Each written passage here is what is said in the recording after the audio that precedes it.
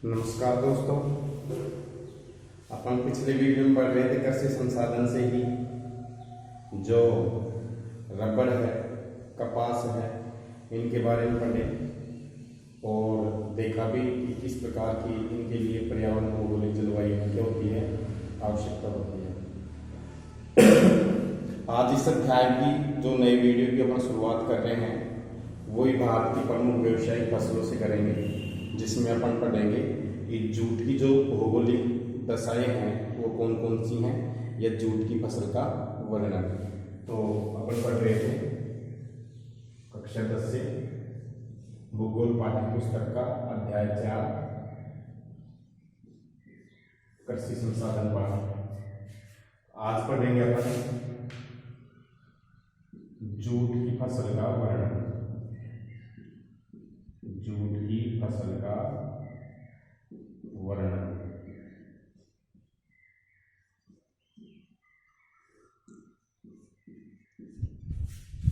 ये देखिए कि जूट है वो एक प्रकार की रेशेदार क्या है, फसल है। पिछले वीडियो में मैंने आपको बताया था कि भारत की 4 प्रकार की रेशेदार फसलें हैं, जिसमें कपास के बारे में आपने पढ़ा, जूट है, सन है और इसके अलावा जो चौथा जो रेशा है वो रेशम है, जो शहतूत के पेड़ पर पाले जाने वाले कीड़ों से क्या होता है, प्राप्त होता है या कोकून से प्राप्त होता है। इस अध्याय में हम पढ़ेंगे कि जूट क्या है, किन किन क्षेत्रों में जूट का उत्पादन किया जाता है, क्या काम आती है। तो देखिए कि जो जूट है यह एक प्राकृतिक रेशा है।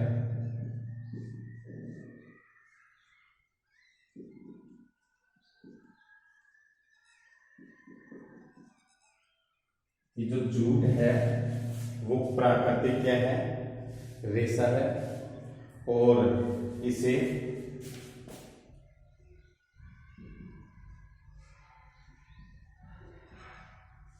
सुनहरा रेशा भी कहा जाता है।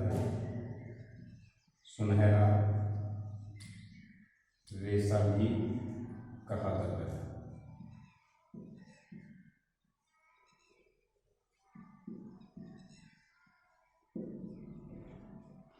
तो देखिए कई बार पूछ लेता है कि जो सुनहरा रेशा है वो किसे कहा जाता है, जूट को। और देखिए इसके लिए जो मिट्टी है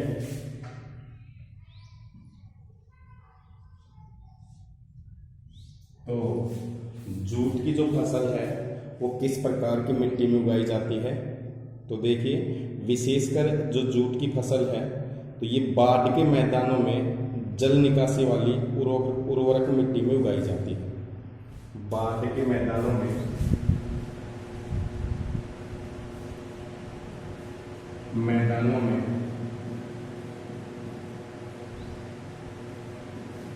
जल निकासी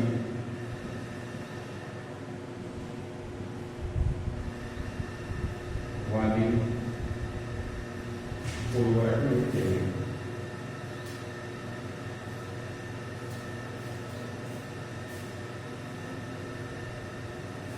में उगाई जाती है।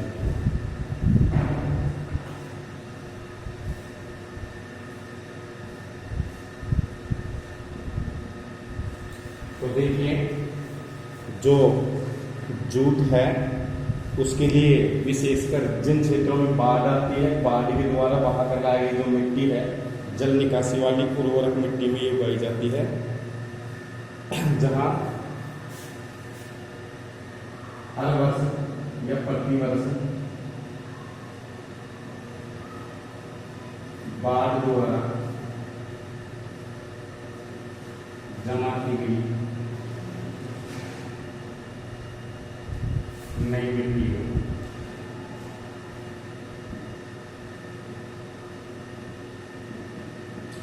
तो देखिए कि जूट की फसल के लिए जो मिट्टी की अपन बात कर रहे थे कि बाढ़ के मैदानों में जल निकासी वाली उर्वरक मिट्टी में उगाई जाती है, जहां प्रतिवर्ष बाढ़ द्वारा जमा की गई नई मिट्टी इसके लिए अत्यधिक क्या होती है, उपजाऊपन होती है। अगर अपन तापमान की बात करते हैं तो देखिए जलवायु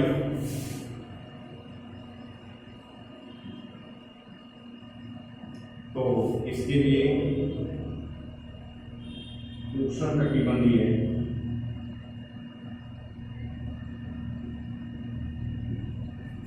जलवायु की आवश्यकता होती है।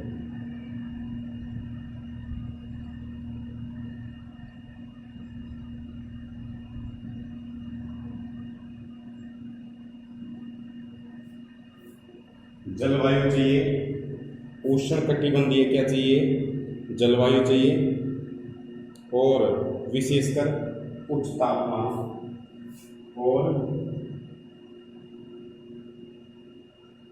उच्च तापमान होना चाहिए।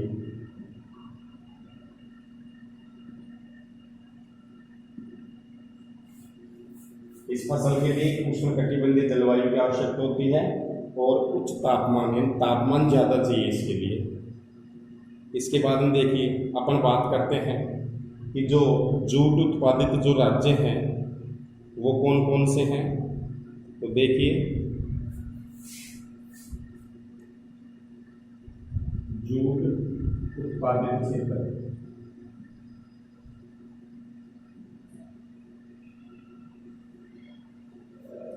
तो विशेषकर जो जूट उत्पादित क्षेत्र हैं वो पश्चिम बंगाल, बिहार, असम, उड़ीसा और मेघालय है। पश्चिम बंगाल,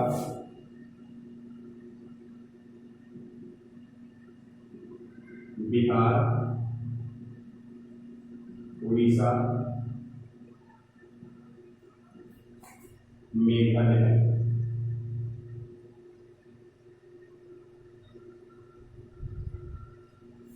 तो जूट उत्पादित जो क्षेत्र हैं, विशेषकर जूट का जो उत्पादन है वो बंगाल, बिहार, उड़ीसा और मेघालय के अंदर किया जाता है। और आपको पता भी होना चाहिए कि भारत की जो प्रथम सूती वस्त्र मिल है उसकी स्थापना तो की गई थी 1854 में मुंबई के अंदर, और भारत की जो प्रथम जूट मिल है इसकी स्थापना की गई थी 1855 में। तो आप लिख भी सकते हो नोट लगाकर, भारत की प्रथम जूट मिल 1855 में कलकत्ता में स्थापित की गई। कलकत्ता में स्थापित की गई।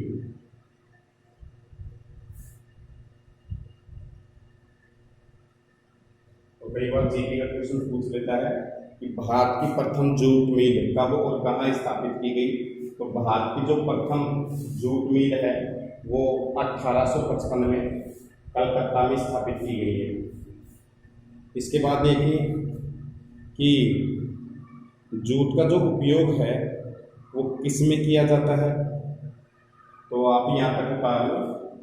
इसके बाद में जूट का उपयोग देखेंगे हम कि कौन कौन से जो सामान हैं या पदार्थ हैं उनमें इनका उपयोग किया जाता है। तो देखिए एक बार और दोहरा देते हैं या आप बता रहे इनको कि यह एक प्राकृतिक क्या है, रेशा है और इसे सुनहरा रेशा भी कहा जाता है। यह एक प्राकृतिक रेशा है और इसे सुनहरा रेशा भी कहा जाता है। मिट्टी देखिए कि बाढ़ के मैदानों में जल निकासी वाली उर्वरक मिट्टी में उगाई जाती है जहां प्रतिवर्ष बाढ़ द्वारा जमा की गई नई मिट्टी हो। जलवायु उष्णकटिबंधीय जलवायु की आवश्यकता होती है और उच्च तापमान होना चाहिए। इसके देखिए उत्पादित क्षेत्र हैं पश्चिम बंगाल, बिहार, उड़ीसा और मेघालय। भारत की जो प्रथम जूट मिल है वो 1855 में कलकत्ता में क्या की गई थी, स्थापित की गई थी। अब नेक्स्ट अपन पढ़ेंगे कि जो जूट का जो उपयोग है वो किस किस में किया जाता है। तो देखिए जूट का उपयोग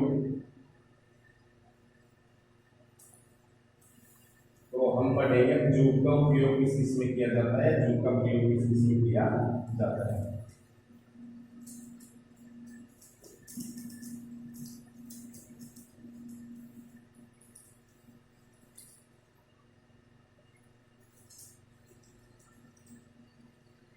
तो जूट का उपयोग अनेक प्रकार की सामग्रियों में किया जाता है।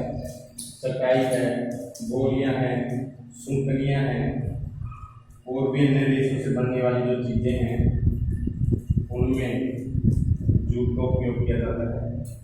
देखिए जूट का उपयोग,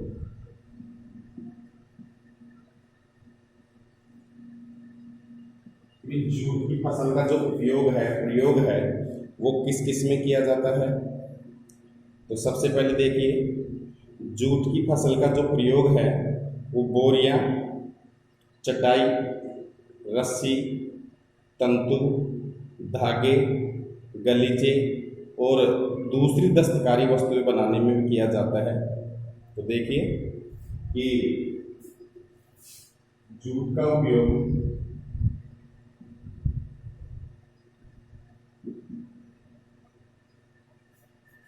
बोरियां,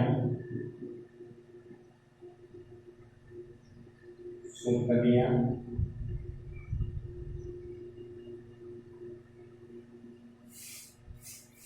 चटाई, देखिए जो जूट का जो रेशा होता है उसका उपयोग बोरियां बनाने में, चटाई बनाने में, सूतलियां बनाने में, रस्सी बनाने में, तंतु से धागे बनाने में, कि जो तंतु हैं उनसे धागे, गलीचे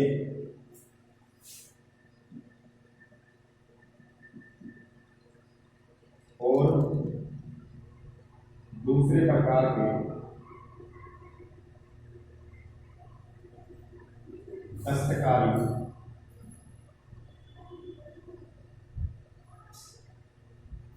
वस्तुओं का उत्पादन करने में भी किया जाता है, या वस्तुएं दूसरे प्रकार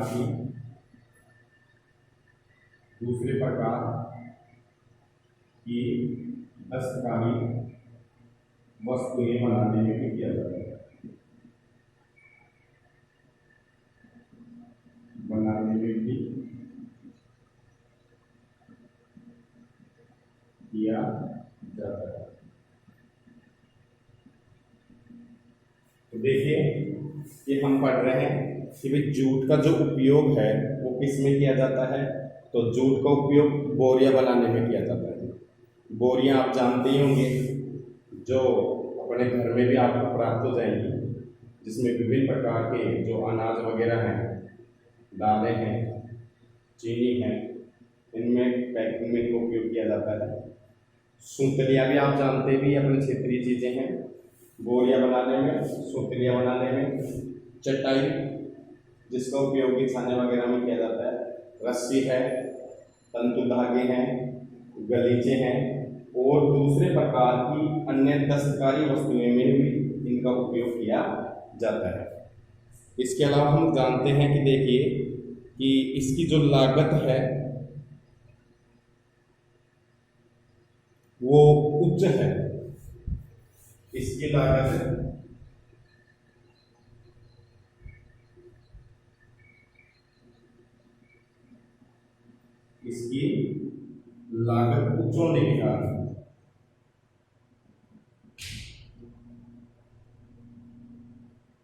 उच्च होने के कारण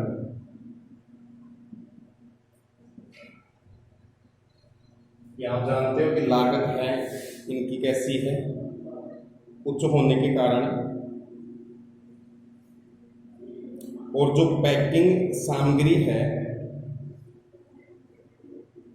कृत्रिम रेशे हैं होने कारण और कृत्रिम रेशों की पैकिंग कृत्रिम रेशों की जो पैकिंग है सामग्री,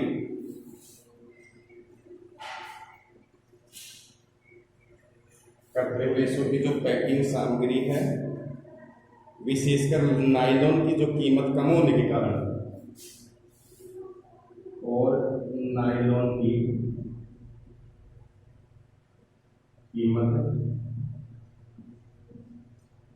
कम होने के कारण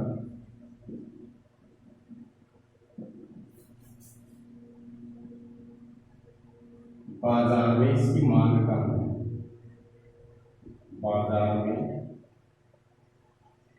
इसकी मांग कम है।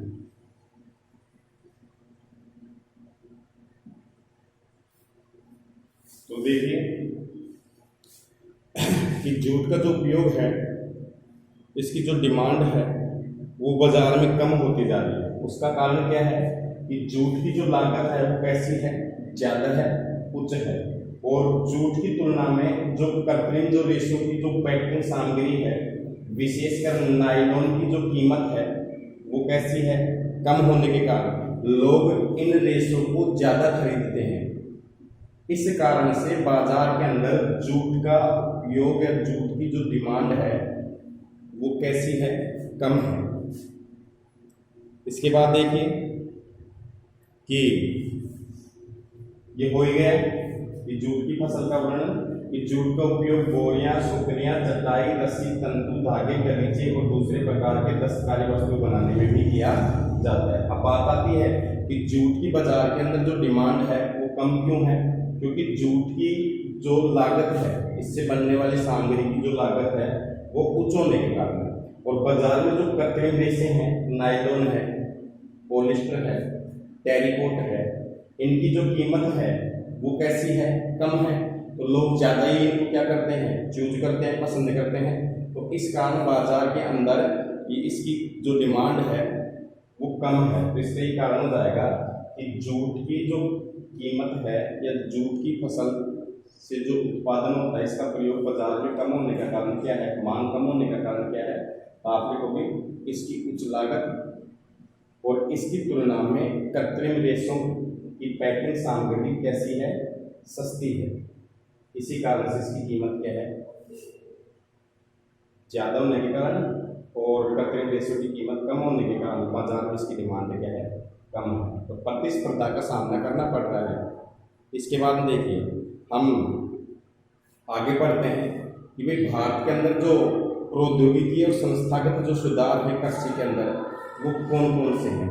तो अब अगले चैप्टर में अपन पढ़ेंगे इसी में ही कि कृषि के क्षेत्र में भारत में कौन कौन से जो प्रौद्योगिक और संस्थागत क्या किए गए हैं, सुधार किए गए हैं, तो उनके बारे में अपन पढ़ेंगे। तो देखिए कि कृषि के क्षेत्र में प्रौद्योगिकीय और संस्थागत सुधार।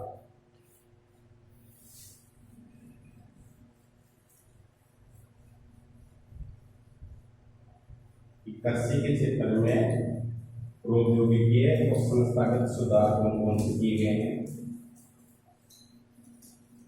इसके बारे में अध्ययन करेंगे।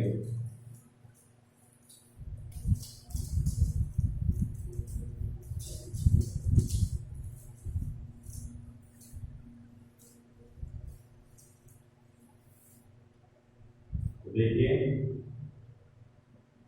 कृषि के क्षेत्र में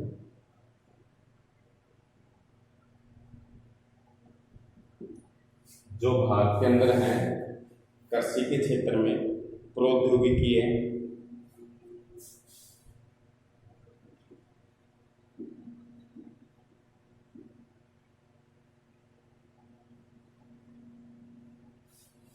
कि भारत के अंदर कृषि के क्षेत्र में प्रौद्योगिकी है और संस्थागत सुधार और संस्थागत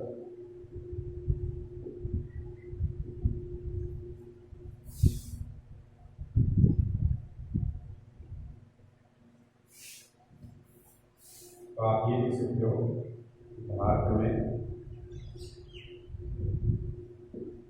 कृषि के क्षेत्र में प्रौद्योगिकी और संस्थागत सुधार कौन कौन से। अब देखिए कि हम जानते हैं कि कृषि प्राथमिक क्षेत्र है और भारतीय अर्थव्यवस्था की क्या है, रीढ़ है। और भारत की ज़्यादातर जो जनसंख्या है वो कृषि कार्यों में ही क्या है, संलग्न है। हम देखते जा रहे हैं कि भारत की जो बढ़ती हुई जनसंख्या है और मानसून की जो अनियमितता है, इसके कारण कृषि में जो उत्पादन है वो कम होता जा रहा है। ऐसे ही कई कारण हैं जिन कारणों से जनसंख्या की जो खाद्यान्नों की जो पूर्ति है वो कृषि नहीं कर पा रही है।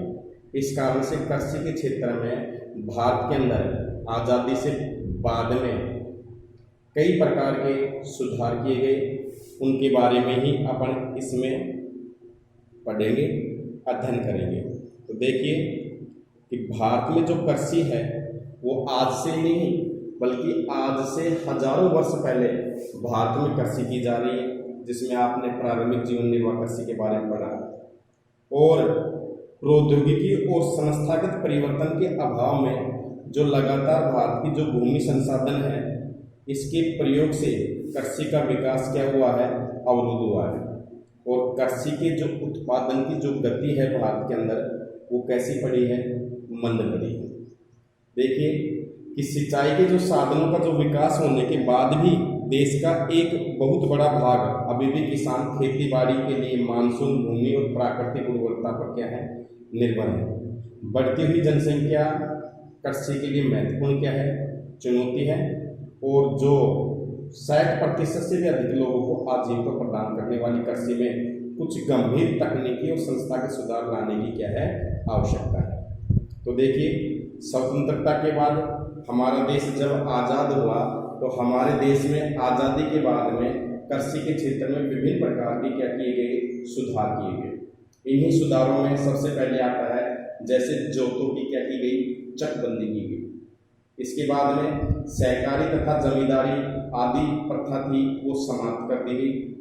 पंचवर्षीय जो योजनाएं शुरू की गई 1951 में, तो पंचवर्षीय योजनाओं के माध्यम से सबसे पहले भू सुधार का लक्ष्य रखा गया और भूमि पर जो पुश्तैनी या पुश्तैनी, जिसको परंपरागत अधिकार मानते हैं अपन, पीढ़ी दर पीढ़ी, यह टुकड़ों में बढ़ती जा रही थी, जिसकी चकबंदी करना क्या था, अनिवार्य था। इसके बाद में विभिन्न प्रकार के भूमि सुधार कानून लागू किए गए 1960 से लेकर के, और 1970 के दशक में भारत सरकार ने कई प्रकार के कृषि सुधारों को शुरुआत की, जिसमें सबसे पहले आती है पैकेज टेक्नोलॉजी। देखिए पैकेज टेक्नोलॉजी पर आधारित सबसे पहले हरित क्रांति आई। क्या आई सबसे पहले, हरित क्रांति, दुग्ध क्रांति। तो हरित क्रांति का जो संबंध है, आपने कक्षा 9 में पढ़ाया था कि हरित क्रांति का संबंध किससे है, कृषि से। कृषि के क्षेत्र में उत्पादन को बढ़ाने के लिए, देखिए हरित क्रांति का जनक अगर विश्व में अंतर्राष्ट्रीय स्तर पर पूछे तो अमेरिका का नॉर्मन बोरलॉग है, और भारत में हरित क्रांति का जो जनक है वो एम स्वामीनाथन है। तो हरित क्रांति क्या है, देखिए कि जैसे जैसे जनसंख्या वृद्धि होती जा रही थी, तो जनसंख्या वृद्धि के कारण कृषि के क्षेत्र में जब जनसंख्या का दबाव अधिक बढ़ रहा था, तो कृषि के क्षेत्र में कम समय में अधिक उत्पादन की क्या पड़ी, जरूरत पड़ी। तो कृषि की जो पुरानी जो तकनीकें थी उनमें सुधार लाने के लिए उनकी जगह देखिए सिंचाई के क्षेत्र में सुधार लाने के लिए हमारा सिस्टम है, बूंद बूंद प्रणालियाँ हैं, जिससे जल की बचत भी हो और कृषि का उत्पादन भी क्या हो, बढ़े। उन्नत किस्म के रासायनिक खाद बीज हैं, कीटनाशक दवाइयाँ हैं, जो कम समय में अधिक पैदावार के लिए क्या हैं, आवश्यक हैं। तो इन चीज़ों का प्रयोग किया गया। विभिन्न प्रकार की तकनीकें अपनाई गई, चाहे वो कटाई से हो, बुआई से हो, निराई से हो, गुड़ाई से हो।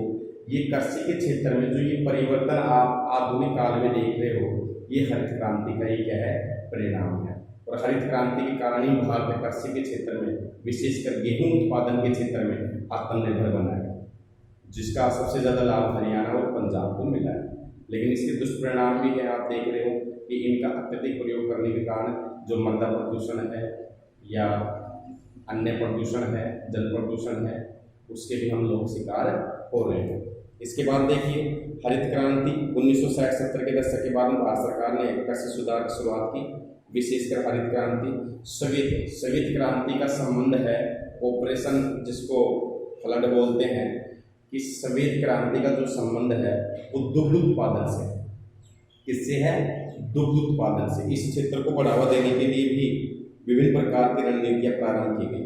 इसके बाद में 1980 से और 1990 के दशक में व्यापक भूमि विकास कार्यक्रम शुरू किए गए, जिसमें विभिन्न प्रकार की संस्थागत और तकनीकों का क्या किया गया? सुधार किया गया। इस दिशा में उठाए गए महत्वपूर्ण कदम हैं, जैसे सूखा, कि कई बार बारिश नहीं होती थी, तो ऐसी स्थिति में कृषि क्या हो जाती थी? खराब हो जाती थी। तो सूखा है, बाढ़ है, चक्रवात है, या आग और बीमारियों के लिए फसल बीमा का प्रावधान किया गया। इसके बाद में किसानों को कम कीमत पर ऋण देने का प्रावधान किया गया, जिसके लिए ग्रामीण बैंकों, सहकारी समितियों और अन्य बैंकों की, कृषि बैंकों की क्या की गई? स्थापना की गई। इसके बाद देखिए किसानों के लाभ के लिए भारत सरकार ने किसान क्रेडिट कार्ड, जिसको बोलते हैं अपने KCC, किसान क्रेडिट कार्ड, और व्यक्तिगत दुर्घटना बीमा योजना, जिसको अपन बोलते हैं PAIS, की शुरुआत की। इसके बाद में किसानों को कृषि के क्षेत्र में उत्पादन में बढ़ावा देने के लिए रेडियो और टीवी के माध्यम से विभिन्न प्रकार की जो जानकारियां हैं, बुलेटिन के माध्यम से विभिन्न प्रकार के कृषि कार्यक्रमों का क्या किया गया? आयोजन किया गया। और इसके बाद देखिए जो मंडियां होती थी, उसमें किसानों, दलालों के शोषण से बचाने के लिए, किसानों को दलालों और बिचौलियों के शोषण से बचाने के लिए न्यूनतम सहायक मूल्य MSP को महत्वपूर्ण फसलों के उत्पादन, खरीद और मूल्य की सरकार घोषणा करती है कि कौन सी फसल किस रेट पर ली जाएगी। तो इस प्रकार से देखिए कि भारत में कृषि के क्षेत्र में जो प्रौद्योगिकी और संस्थागत जो सुधार किए गए हैं, इससे भारत में कृषि के क्षेत्र में विशेषकर अभूतपूर्व क्या हुए हैं? परिवर्तन हुए हैं। तो हम पढ़ेंगे देखिए कि भारत में, आप भी लिख सकते हो कि भारत में कृषि हजारों वर्षों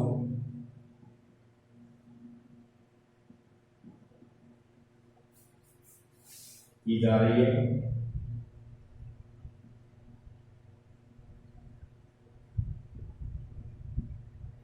भारत में कृषि हजारों वर्षों से की जा रही है और प्रौद्योगिकी और संस्थागत परिवर्तनों के अभाव में, प्रौद्योगिकी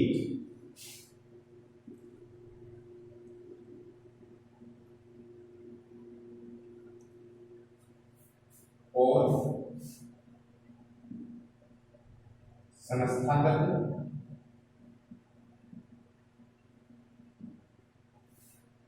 के अभाव में प्रौद्योगिकी और जो संस्थागत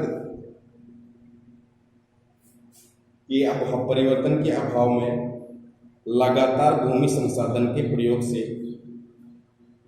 लगातार भूमि संसाधन के प्रयोग से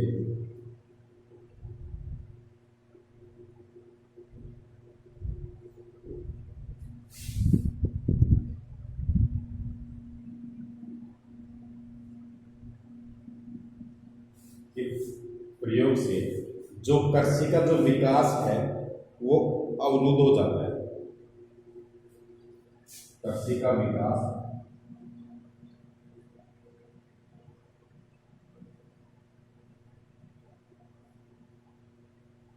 अवरुद्ध हो जाता है।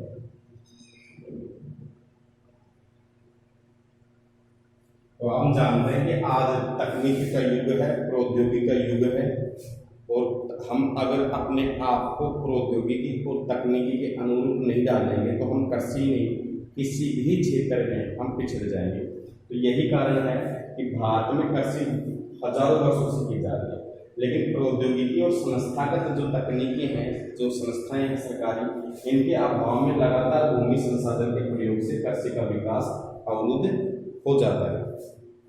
और इसकी गति मंद बन जाती है, इसकी गति मंद बन जाती है।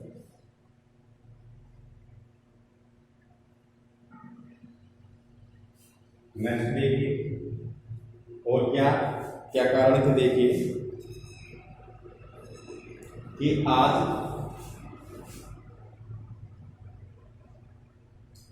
सिंचाई के साधनों का विकास होने के बावजूद भी, साधनों का विकास होने के बावजूद भी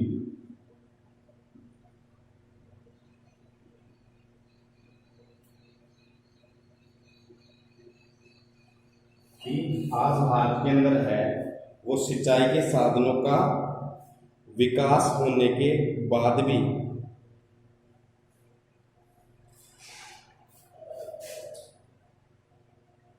किसान एक बड़ा भूभाग पर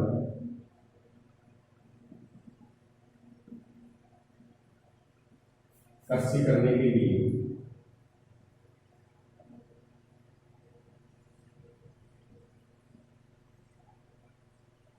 मानसून पर निर्भर, मानसून पर क्या है, निर्भर है। तो कृषि को जो इसलिए कहा जाता है कि कृषि ज्यादातर भारत के अंदर जो कृषि है वो किस पर निर्भर है, मानसून पर निर्भर है और प्राकृतिक उर्वरता पर निर्भर है। कि आप देखते हैं कि सिंचाई के साधनों का विकास होने के बावजूद भी देश के अंदर एक बहुत बड़ा भूभाग या किसान एक बड़ा भूभाग कृषि करने के लिए मानसून पर क्या है, निर्भर है, उर्वरकता पर क्या है, निर्भर है। और देखिए, और बढ़ती जनसंख्या इसके लिए क्या है, चुनौती है। बढ़ती हुई जनसंख्या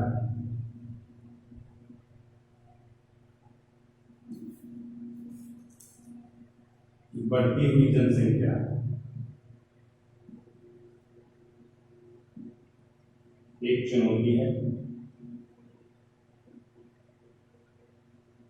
बढ़ती हुई जनसंख्या क्या है, एक चुनौती है कृषि के लिए, क्योंकि जनसंख्या तो हर चीज को प्रभावित करती है। और 60% लोगों को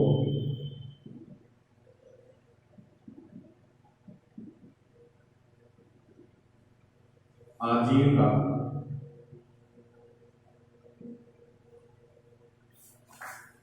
प्रदान करने वाली, आजीविका प्रदान करने वाली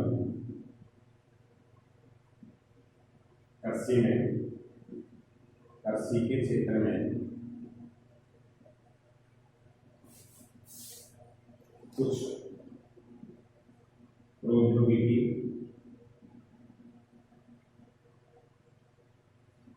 और संस्थागत सुधारों की आवश्यकता है।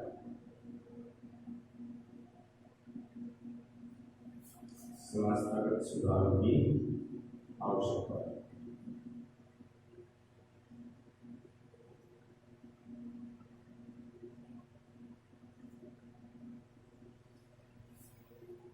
तो देखिए कि आज भारत के अंदर सिंचाई के साधन होने के बावजूद भी किसान कृषि करने के लिए एक बड़े भूभाग पर मानसून या वर्षा पर निर्भर है, भूमि की उर्वरकता पर क्या है, निर्भर है। बढ़ती हुई जो देश की जो जनसंख्या है, आप पढ़े भी होंगे कि भारत जनसंख्या की दृष्टि से विश्व में दूसरे स्थान पर है। तो बढ़ती हुई जनसंख्या इसके लिए क्या है, चुनौती है। और कृषि है आज लगभग 60% लोगों की आजीविका प्रदान करने वाली कृषि के क्षेत्र में कुछ प्रौद्योगिकी और संस्थागत सुधार लाने की क्या है, आवश्यकता है। देखिए इसके बाद में आप यहाँ तक बता लो, इसके बाद में जब हमारा देश आज़ाद हुआ तो उसके बाद में विभिन्न प्रकार के जो संस्थागत जो सुधार किए गए हैं वो कौन कौन से हैं, तो इसी में अपन पढ़ेंगे कि स्वतंत्रता के पश्चात देश में संस्थागत सुधार कृषि के क्षेत्र में। आप बताओ कि भारत में कृषि हजारों वर्षों से की जा रही है। प्रौद्योगिकी और संस्थागत के अभाव में लगातार भूमि संसाधन के प्रयोग से कृषि का विकास अवरुद्ध हो जाता है, इसकी गति मंद पड़ जाती है। आज सिंचाई के साधनों का विकास होने के बावजूद भी किसानों एक बड़ा भूभाग कृषि करने के लिए मानसून पर क्या है, निर्भर है। देश की बढ़ती हुई जनसंख्या एक चुनौती है। 60% लोगों को आजीविका प्रदान करने वाली कृषि के क्षेत्र में कुछ प्रौद्योगिकी और संस्थागत सुधारों की क्या है, आवश्यकता है। इसके बाद हम देखिए नंबर 3 कि जब हमारा देश आज़ाद हुआ तो उसके बाद में कृषि के क्षेत्र में कुछ सुधार लाने की क्या की गई, कोशिश की गई। आप इसको तो देखिए स्वतंत्रता के बाद में कृषि के क्षेत्र में कुछ सुधार किए गए।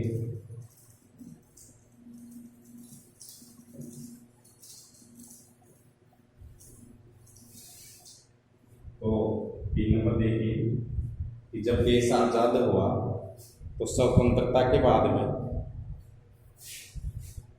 या आज़ादी के बाद में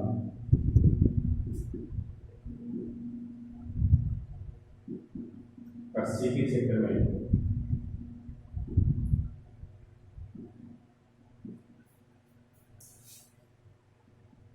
संस्थागत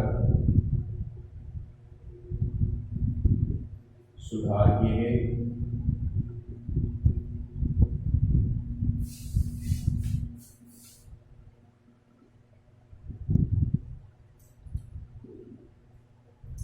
जब हमारा देश 1947 में ब्रिटिश उपनिवेश से क्या हुआ, आज़ाद हुआ, तो इसके बाद में कुछ कृषि के क्षेत्र में क्या किए गए, सुधार किए गए। जैसे जोतों की चकबंदी,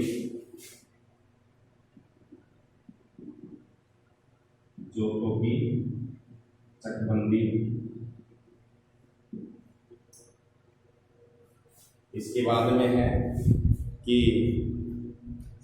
जमींदारी, सहकारिता तथा जमींदारी प्रथा क्या कर दी गई, समाप्त की गई। सहकारिता व जमींदारी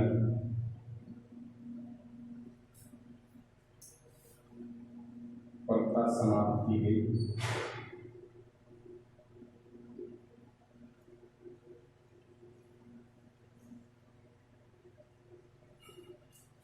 सहकारिता व जमींदारी प्रथा क्या की गई, समाप्त की गई। और प्रथम पंचवर्षीय योजना में, प्रथम पंचवर्षीय योजना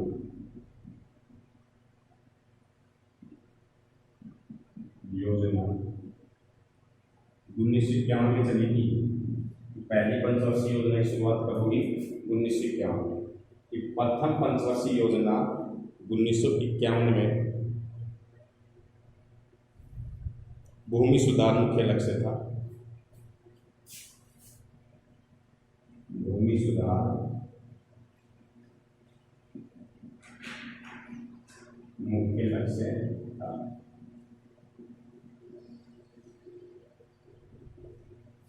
तो देखिए कि आज़ादी के बाद में कृषि के क्षेत्र में संस्थागत सुधार किए गए, जोतों की चकबंदी की गई, सहकारिता व जमींदारी प्रथा समाप्त की गई थी। पहले जो जमीनें होती थी वो जमींदारों के पास में होती थी, जमींदार किसानों को जमीन देते थे, तो मालिकाना अधिकार जमींदारों को होता था।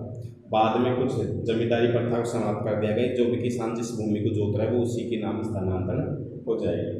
तो पहली पंचवर्षीय योजना में 1951 में भूमि सुधार का क्या था, मुख्य लक्ष्य था। इसके बाद देखिए कि 1960 और 1970 के दशक में 1960 व 70 के दशक में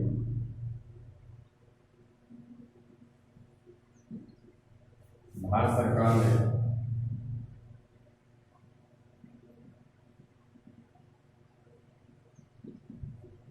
इसके बाद देखिए 1960 और 1970 के दशक में भारत सरकार ने कृषि सुधारों की शुरुआत की। कृषि सुधारों की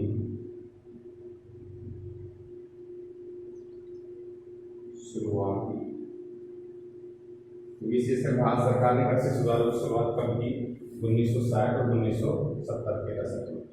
1960 और 70 के दशक में भारत सरकार ने कृषि सुधारों की क्या की?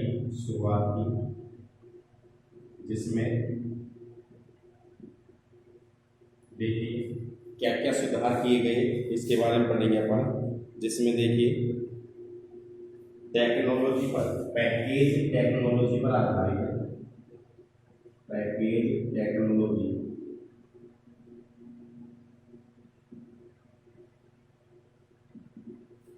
पैकेज जो टेक्नोलॉजी है,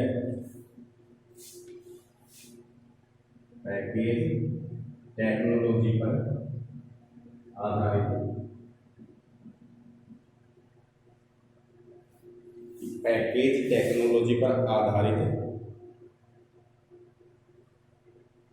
विशेषकर हरित क्रांति और श्वेत क्रांति जैसी, हरित क्रांति व श्वेत क्रांति जैसी, हरित क्रांति मैंने बताया आपको, हरित क्रांति का संबंध कृषि से है, श्वेत क्रांति का संबंध दुग्ध उत्पादन से। रणनीतियां प्रारंभ की गई,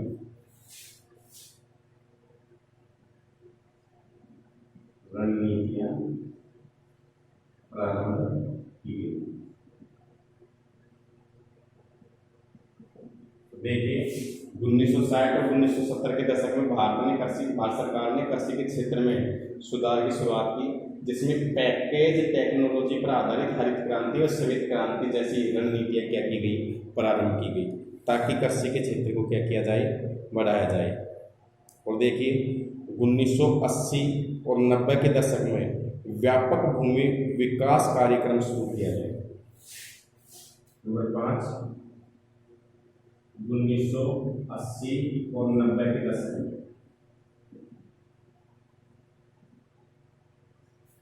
व्यापक भूमि सुधार कार्यक्रम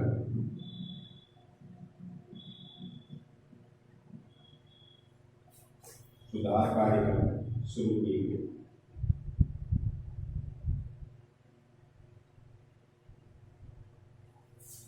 उन्नीस सौ 1980 और 1990 के दशक में व्यापक भूमि सुधार कार्यक्रम क्या किए गए? शुरू किए गए। और इस दिशा में उठाए गए महत्वपूर्ण कदम हैं, जैसे सूखा, बाढ़ और चक्रवात, आग और बीमारियों के लिए फसल बीमा। जैसे सूखा, बाढ़, आग और बीमारियों के लिए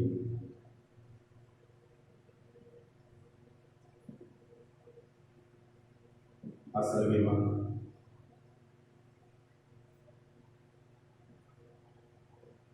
देखा भी ओलावृष्टि के पैसे मिले थे अपने को। ये 1980 और 90 के दशक में व्यापक भूमि सुधार कार्यक्रम शुरू किए गए, जिसमें सूखे की स्थिति में, बाढ़ की स्थिति में, आगजनी की स्थिति में और फसल बीमारियों के लिए फसल बीमा का प्रावधान किया गया। इसके बाद देखिए किसानों को कम दर पर ऋण सुविधाएं प्रारंभ की गई। इसके बाद देखिए आपको फिर आगे वो लिखेंगे कि आज़ादी के बाद में कृषि के क्षेत्र में संस्था का सुधार किए गए। जोतों की चकबंदी, सहकारी और जमींदारी प्रथा समाप्त की गई। प्रथम पंचवर्षीय योजना 1951 में भूमि सुधार का मुख्य लक्ष्य, भूमि सुधार मुख्य क्या था? लक्ष्य था। इसके बाद देखिए 1960 और 70 के दशक में भारत सरकार ने कृषि सुधारों की क्या की? शुरुआत की, जिसमें पैकेज टेक्नोलॉजी पर आधारित हरित क्रांति व श्वेत क्रांति। तो हरित क्रांति का संबंध कृषि से, श्वेत क्रांति का संबंध दुग्ध उत्पादन से, जैसे रणनीतियां प्रारंभ की गई। 1980 और 90 के दशक में व्यापक भूमि सुधार कार्यक्रम क्या किए गए? शुरू किए गए, जिसमें किसानों को फायदा देने के लिए सूखा, आप जानते हो अकाल जो वर्षा ने हो, बाढ़, आग और अन्य बीमारियों के लिए फसल बीमा किया गया है। और अगर ऐसी कोई घटना घटित होती है तो किसानों को फसलों का बीमा दिया जाएगा, उनकी जो राशि है वो प्रदान की जाएगी, उनको आर्थिक सहायता दी जाएगी। इसके बाद देखिए यहाँ पर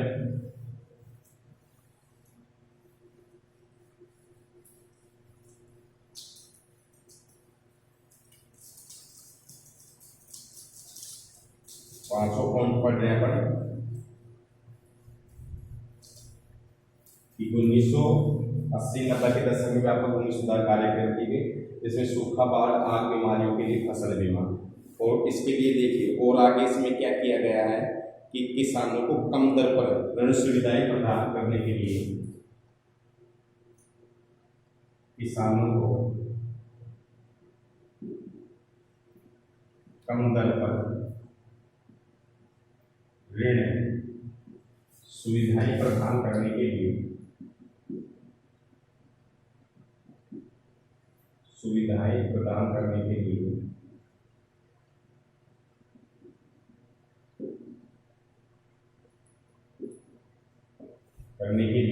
देखिए जो किसान है, ताकि उनको फसल बोने के लिए, फसलों के लिए, कृषि के लिए कम दर पर, कम रेट पर उनको कर्ज दे सके, सुविधाएं ऋण प्रदान करने के लिए क्या किया गया, ग्रामीण बैंकों, सहकारी समितियों और बैंकों की स्थापना की गई।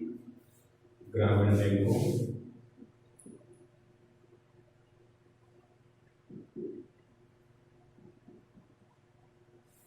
सहकारी समितियों, और गांव में होती है ना सहकारी समितियां, कोऑपरेटिव और बैंकों की स्थापना की,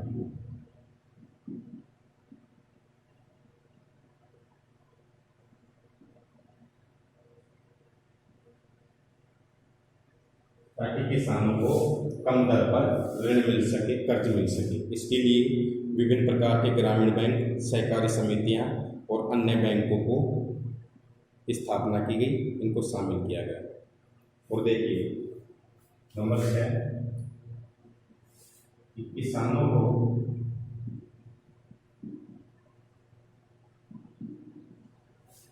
को लाभ देने के लिए,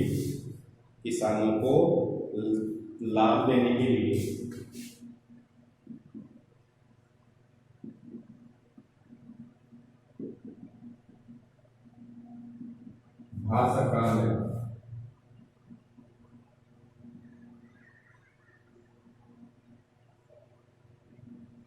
किसानों को लाभ देने के लिए जो इंडियन गवर्नमेंट है, भारत सरकार है, ने केसीसी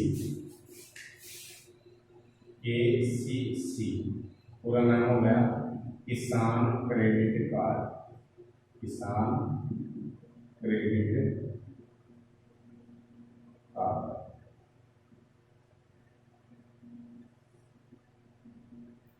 किसानों को लाभ देने के लिए भारत सरकार ने किसान क्रेडिट कार्ड और व्यक्तिगत दुर्घटना बीमा योजना,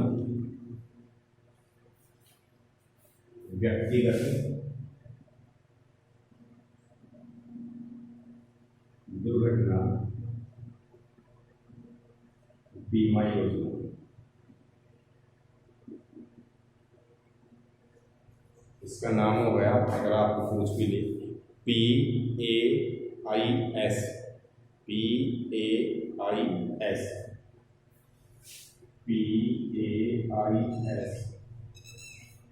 प्रारंभ।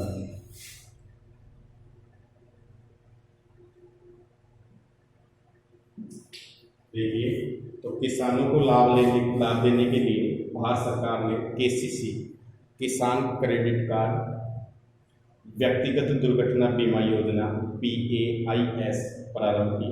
केसीसी जिसमें किसान अपनी जो भूमि है, कृषि योग्य भूमि है, उस पर कम दर में ऋण उठा सकता है, और अपनी कृषि आवश्यकताओं की पूर्ति कर सकता है। व्यक्तिगत दुर्घटना बीमा PAIS जैसी योजनाओं की क्या की गई, शुरुआत की गई। इसके बाद देखिए और क्या संस्था का सुधार की गई किसानों को फायदा पहुंचाने के लिए। तो नेक्स्ट देखिए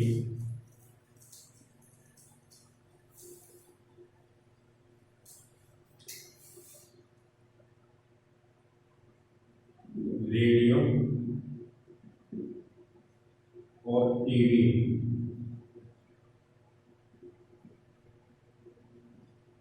रेडियो और टीवी के माध्यम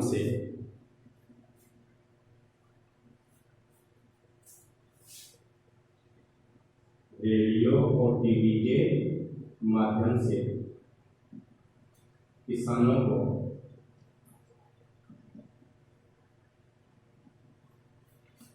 मौसम जानकारी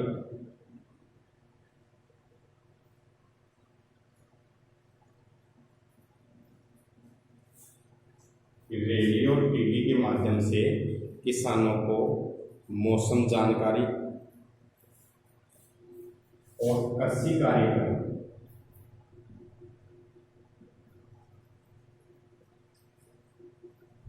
प्रसारित किए गए।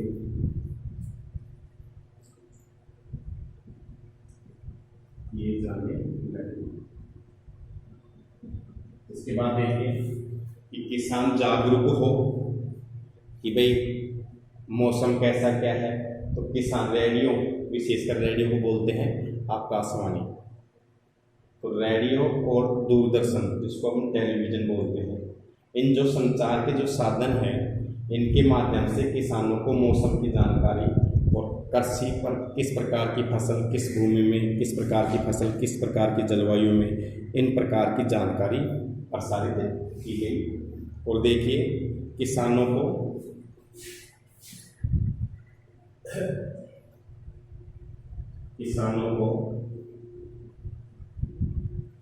दलालों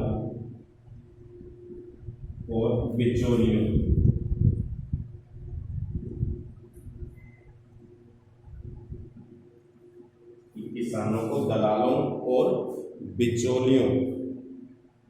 के शोषण से बचाने के लिए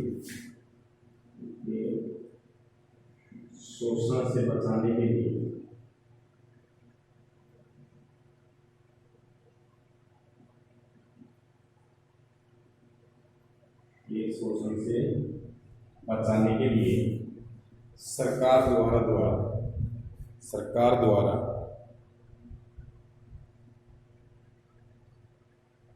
कि किसानों को बिचौलियों और दलालों के शोषण से बचाने के लिए न्यूनतम सहायक मूल्य और कुछ महत्वपूर्ण फसलों के लाभदायक खरीद मूल्यों की सरकार घोषणा करती है। कि किसानों को बिचौलियों और दलालों के शोषण से बचाने के लिए न्यूनतम सहायता मूल्य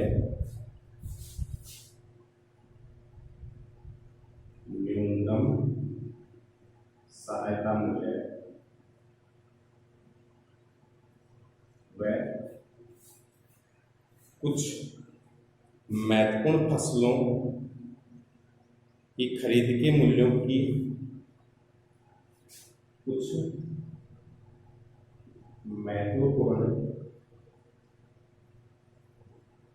फसलों के मूल्य को सरकार द्वारा निर्धारित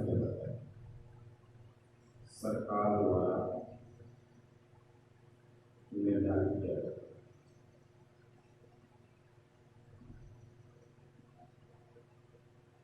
देखिए कि किसानों का शोषण न हो, कि भाई जो उनकी जो फसलें हैं किस रेट में बिकेंगी, क्या भाव बिकेगी, तो इसके लिए सरकार ने पहले ही कुछ फसलों के लिए जो निर्धारित मूल्य है वो निर्धारित कर दिया जाता है कि भाई धान की फसल है इस रेट में इस MSP पर खरीदी जाएगी, जिसको न्यूनतम सहायक मूल्य बोलते हैं, ताकि किसानों को दलालों और बिचौलियों का शोषण न होना पड़े। तो इसको समाप्त करने के लिए तो इस प्रकार से देखिए कि भारत में कृषि के क्षेत्र में प्रौद्योगिकी और संस्थागत सुधार किए गए ताकि भारत कृषि के क्षेत्र में आत्मनिर्भर बन सके, किसानों की जो आर्थिक स्थिति है वो आगे बढ़ सके। तो देखिए तो इस प्रकार से कृषि के क्षेत्र में विभिन्न प्रकार की प्रौद्योगिकी और संस्थागत क्या किए गए, सुधार किए गए। अब एक प्रश्न बनता है कि जो भूदान आंदोलन है वो किसके नेतृत्व में चलाया गया, तो विनोबा भावे। तो इसका आंसर हो जाएगा विनोबा भावे। तो देखिए भूदान आंदोलन है क्या, तो आप इनको उतार लेना, मैं थोड़ा सा वैसे बता देता हूं आपको कि भाई भूदान आंदोलन है क्या। देखिए कि विनोबा भावे जिन्होंने महात्मा गांधी का जो सत्याग्रह आंदोलन है उसमें भाग लिया था, और महात्मा गांधी ने विनोबा भावे को अपना आध्यात्मिक उत्तराधिकारी घोषित किया था। इसके बाद देखिए गांधी जी की शहादत के बाद उनके संदेश को लोगों तक पहुंचाने के लिए विनोबा भावे ने लगभग पूरे देश की पैदल क्या की, यात्रा की। एक बार जब वे आंध्र प्रदेश के एक गांव में, जब विनोबा भावे आंध्र प्रदेश के एक गांव में, गांव का नाम है पोचमपल्ली से बोल रहे थे, तो कुछ भूमिहीन गरीब ग्रामीण ने उनसे अपने आर्थिक भरण पोषण के लिए कुछ भूमि की क्या की, मांग की। तो विनोबा भावे ने उनसे तुरंत कोई वादा तो नहीं किया, परंतु उनको आश्वासन दिया कि यदि वे सहकारी खेती करें तो वे भारत सरकार से बात करने के लिए उनको जमीन उपलब्ध करवा सकते हैं। तो अचानक ही देखिए रामचंद्र रेड्डी उठ खड़े और उन्होंने 80 भूमिहीन ग्रामीणों को 80 एकड़ भूमि बांटने की क्या की, पेशकश की। इसे भूदान के नाम से जाना जाता है। बाद में विनोबा भावे ने अनेक यात्राएं की और अपना यह विचार पूरे भारत में फैलाया। कुछ जमींदारों ने, जो अनेक गांव के मालिक थे, भूमिहीनों को पूरा गांव देने की पेशकश भी की थी और ग्राम दान कहा गया। और कुछ जमींदार ने तो भूमि सीमा कानून से बचने के लिए अपनी भूमि का एक हिस्सा भी दान किया। विनोबा भावे द्वारा शुरू किए गए इस भूदान ग्राम दान आंदोलन को रक्तहीन क्रांति का नाम भी दिया जाता है। तो ये बुक में है, फिर भी आपको समझ में आया होगा, नहीं आया तो मैं बता देता हूँ। तो देखिए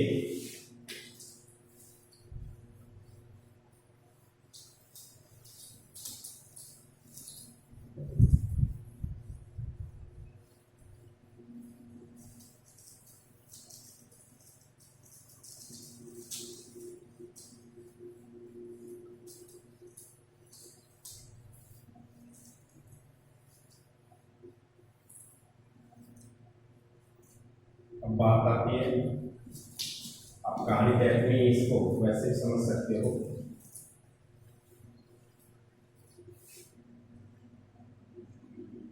भूदान या ग्रामदान आंदोलन।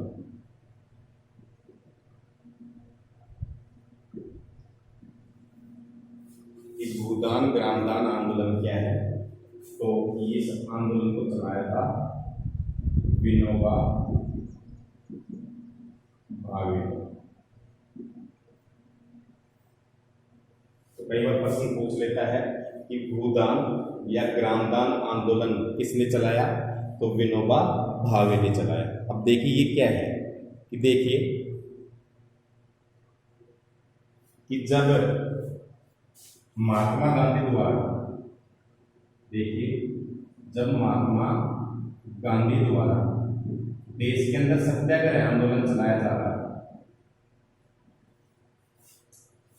कि महात्मा गांधी द्वारा जब देश में सत्याग्रह आंदोलन चलाया जा रहा था, कि जैसे आपने चंपारण सत्याग्रह आंदोलन का नाम सुना होगा, अहमदाबाद आंदोलन, इसके बाद में खेड़ा आंदोलन है, इसके बाद में असहयोग आंदोलन है, सविनय वेग आंदोलन, भारत छोड़ो आंदोलन। तो जब महात्मा गांधी द्वारा सत्याग्रह आंदोलन चलाया जा रहा था, तो उस समय विनोबा भावे ने भाग लिया। क्या लिया? भाग लिया। कि जब महात्मा गांधी द्वारा सत्याग्रह आंदोलन चलाया जा रहा था, तो विनोबा भावे ने क्या लिया? इस आंदोलन में भाग लिया। और महात्मा गांधी ने इनको अपना आध्यात्मिक जो उत्तराधिकारी क्या किया? घोषित किया। तो महात्मा गांधी ने अपना आध्यात्मिक उत्तराधिकारी किसे घोषित किया? विनोबा भावे। ठीक है, अब देखिए इसके बाद में और इन्होंने गांधी जी की जो ग्राम स्वराज्य की जो धारणा थी,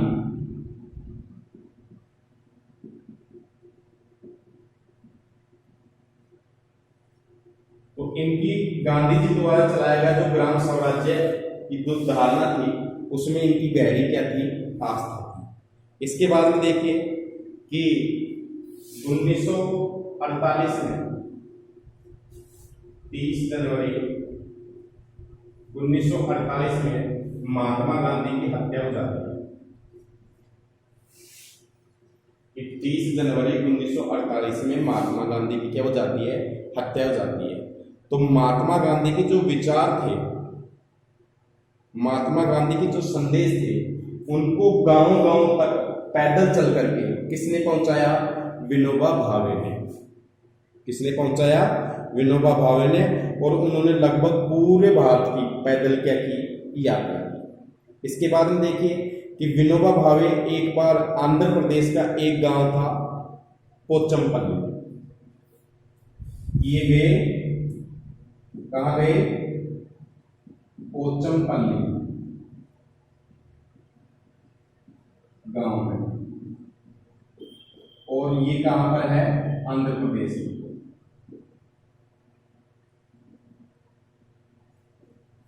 तो वहां जब ये संदेश दे रहे थे तो लगभग 70 या 80 किसान इनके पास में आए, जो भूमिहीन किसान थे, जिनके पास में भूमि नहीं थी, भूमिहीन गरीब ग्रामीण इनके पास में आए और आर्थिक भरण पोषण के लिए कुछ भूमि क्या की, इनसे मांगी।